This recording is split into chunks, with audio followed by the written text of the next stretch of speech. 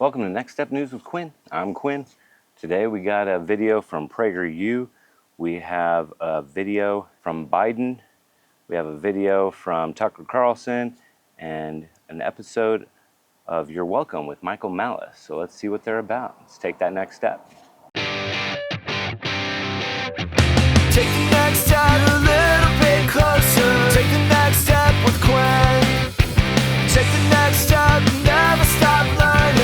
Falling down, then get back up and take the next step again.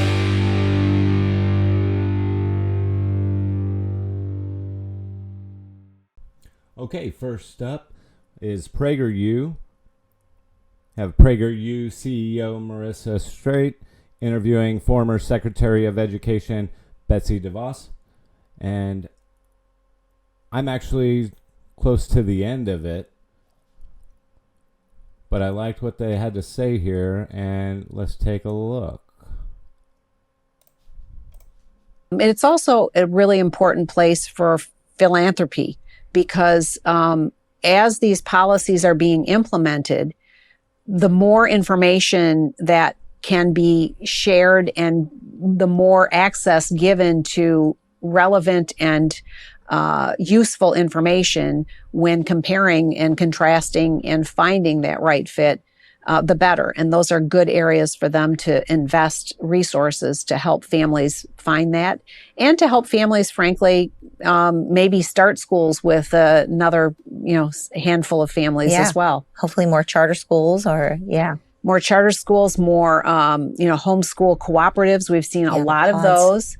And I think there's a strong move toward a return to smaller schools with multi-age students in them. Mm-hmm. And that, I think that's going to be really healthy. I agree with that idea.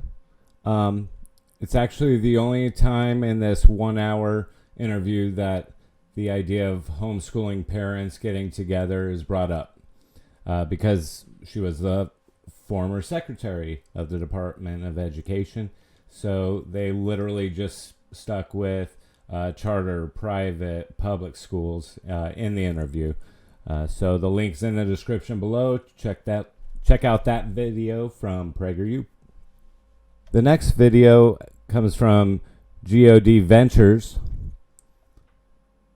and it is the C-SPAN video of Biden telling the story of getting the Ukraine prosecutor fired that was investigating Burisma and Hunter Biden. Convincing our team, our others, to convincing us that we should be providing for loan guarantees. And I went over for, I guess, the 12th, 13th time to Kyiv, and I was supposed to announce that there was another $1 billion loan guarantee.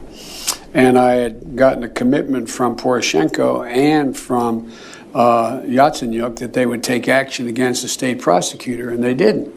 So they said they were walking out to press conference. I said, "No," I said, we're not going to give you the $1 billion. They said, "You have no authority. You're not the president." The president said. I said, "Call him." I said, "I'm telling you, you're not getting the $1 billion." I said, "You're not getting the $1 billion. I'm going to be leaving here." And I think it was, 6 hours? I said, "I'm leaving in 6 hours. If the prosecutor's not fired, you're not getting the money." Well, son of a bitch.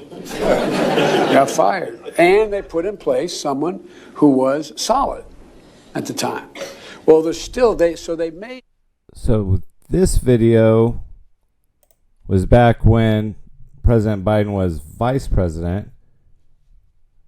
This was uploaded by God Ventures a couple of years ago.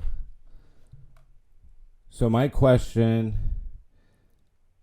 is that if all this was going on in Ukraine under Obama, then during the 4 years of Trump, including the 4th year during the pandemic, we don't hear anything about Ukraine. I mean, Trump went to North Korea, had a thing with Syria, Afghanistan, but nothing about Ukraine. But then all of a sudden, Biden's back in office. Not only do we hear about Ukraine, but they're in a war with Russia that we have to back. So is this part of the $1 billion guarantee? Maybe he didn't send the money back then. Maybe he was waiting for Hillary Clinton to become president and not Trump. But since he became president, now he gets to get them Ukrainian oligarchs their money, right?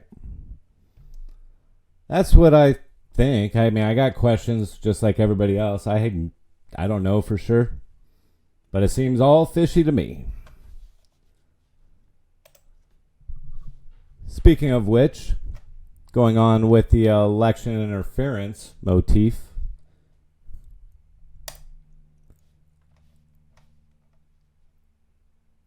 so if you know what this video is about and you want to watch it, click the link in the description below.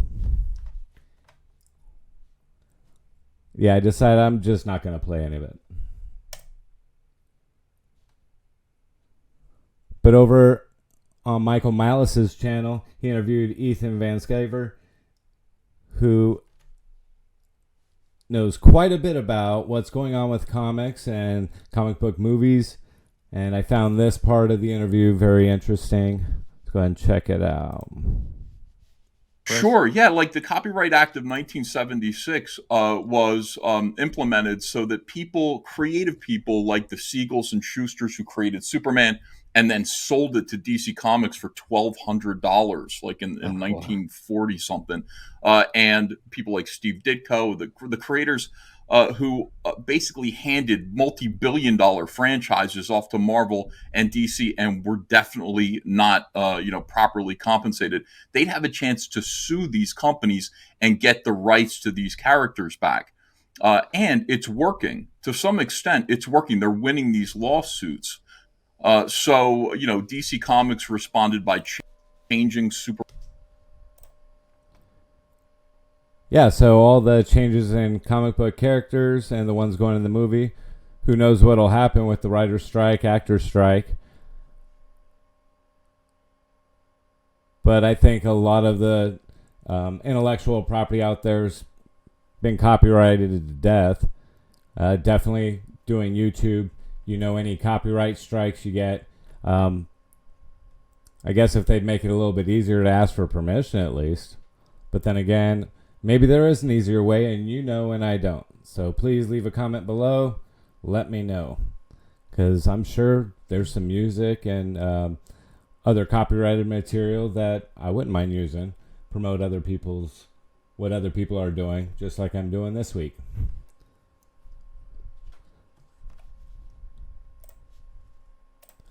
So that's going to do it for today, September 7th, 2023, Thursday. Have a great day, or not. The choice is yours, but take the next step anyway.